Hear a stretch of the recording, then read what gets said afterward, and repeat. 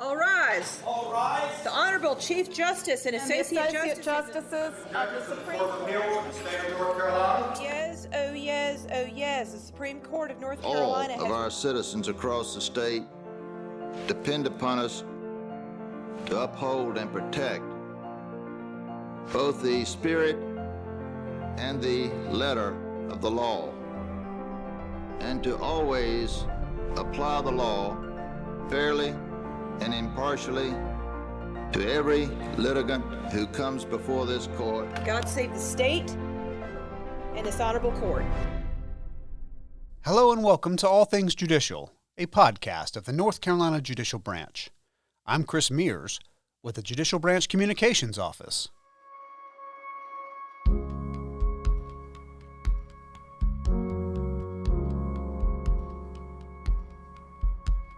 In this episode, we listen to a 2005 interview with former Supreme Court of North Carolina Associate Justice David M. Britt. Justice Britt lived a life of public service here in North Carolina. After studying law at Wake Forest University, Britt went on to serve as Speaker of the North Carolina House of Representatives, where he was instrumental in establishing the unified court system and creating the North Carolina Court of Appeals. Britt was then appointed by Governor Moore to serve as one of the Court of Appeals' original members. In 1978, Britt was elected as an Associate Justice of the North Carolina Supreme Court, where he served until 1982. This interview was recorded as part of the Chief Justice's Commission on Professionalism's historical video series. The interview was conducted by former North Carolina Court of Appeals Chief Judge Sid Eagles. Judge Eagles speaks first in the interview.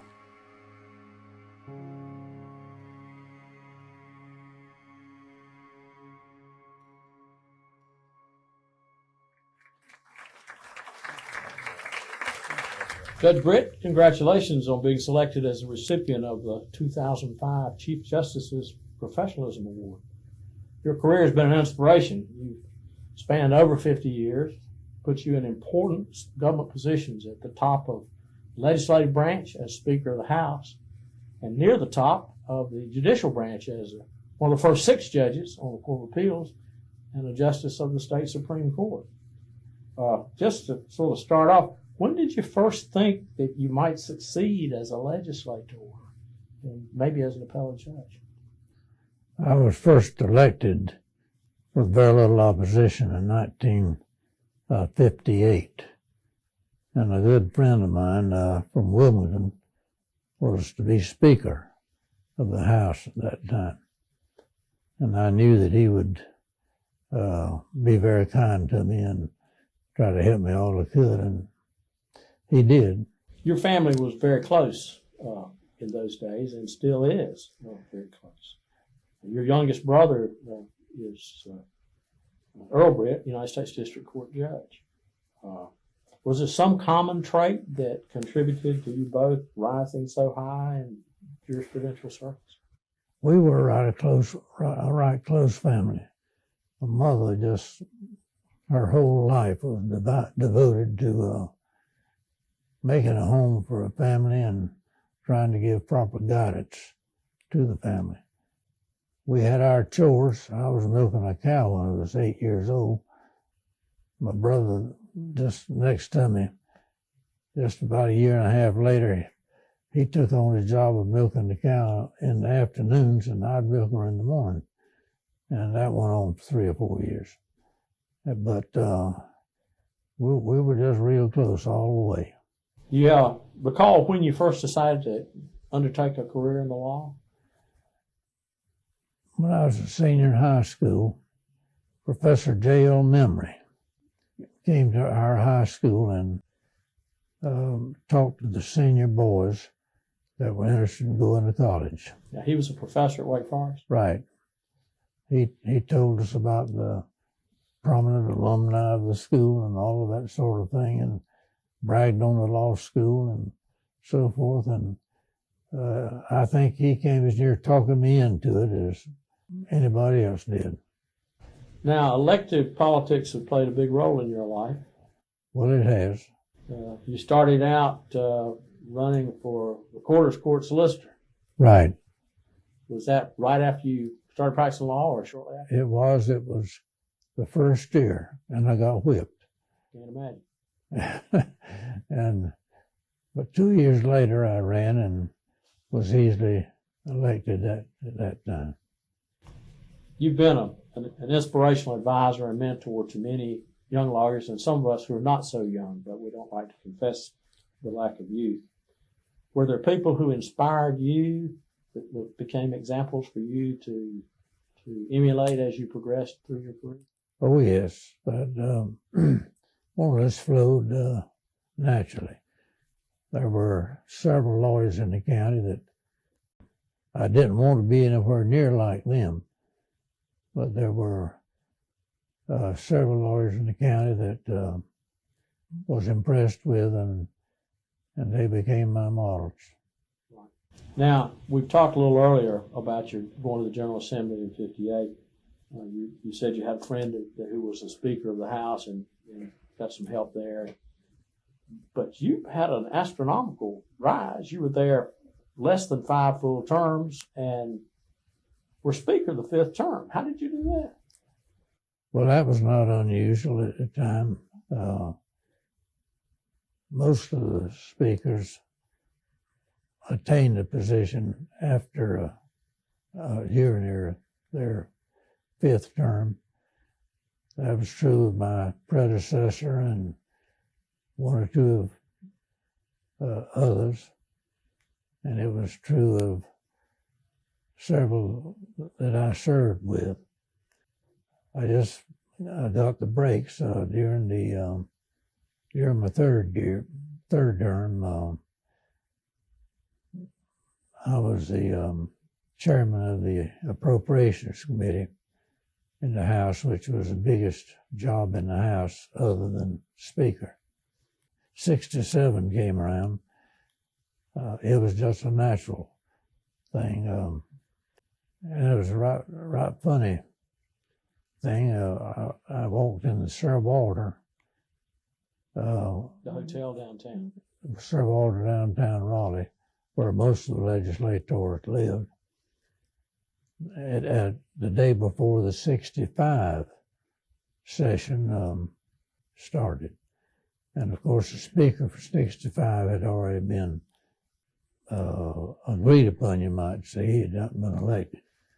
But as I walked in the lobby at the Sir Walter to get registered, and was standing in line, a representative from Columbus County came up to me and says, you want to be Speaker next time?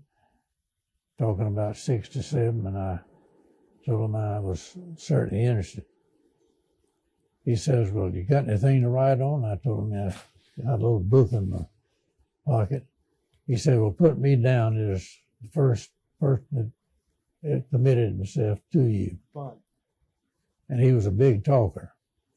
And he went on back with a bunch of fellows in there, and by the time I got through the line, I expect I had 10 or 12 names on that book.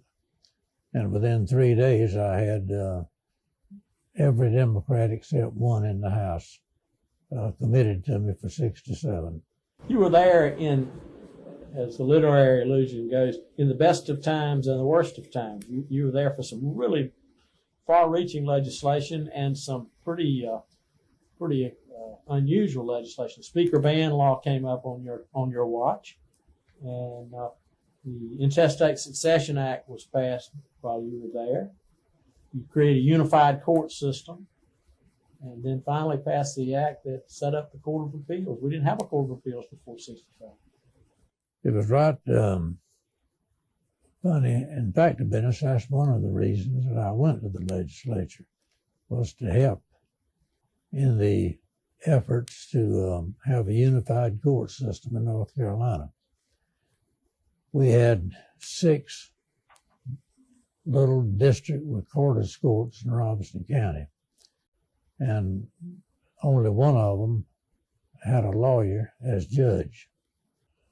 I felt like that system could be improved on, and we had every county just about in the state had a different type of local court set up from what anybody else had.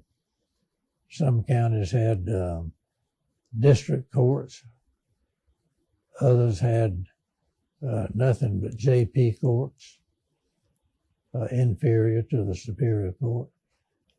Others had what they called special courts, and it was just a hodgepodge. When somebody from Robeson County go into another county and was passing through and would have a wreck or get caught, the first thing I had to do when I went up there to represent him was find out what kind of court it was, whether he was entitled to a jury trial or not. And I tried to find out something about the judge. But it was a hodgepodge if I've ever seen one. Right close to home, close to Wake County, was over here in Harnett County. The Recorder's Court of Dunn had statewide jurisdiction. Could sue somebody in Asheville and make them come to Asheville down there and defend the suit. And there was nothing you could do about it. Right. And I had experience in that 2 or 3 times from Fairmont. That's just a sample of what we had. The 6-to-1 session, the committee that was studying and working on the court matter introduced a bill that would amend the Constitution, subject to a vote of the people. Amend the Constitution to create a system of lower courts lower than the Superior Court, but uniform. And it also had in there authority for the legislature to create a intermediate court of appeals. But before the bill came up, members of the Supreme Court quietly let the leaders know that they did not think we needed a court of appeals at that time.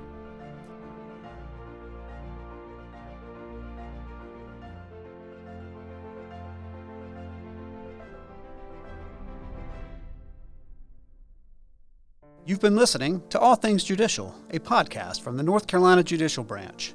You can find out more about the Judicial Branch by visiting nccourts.gov.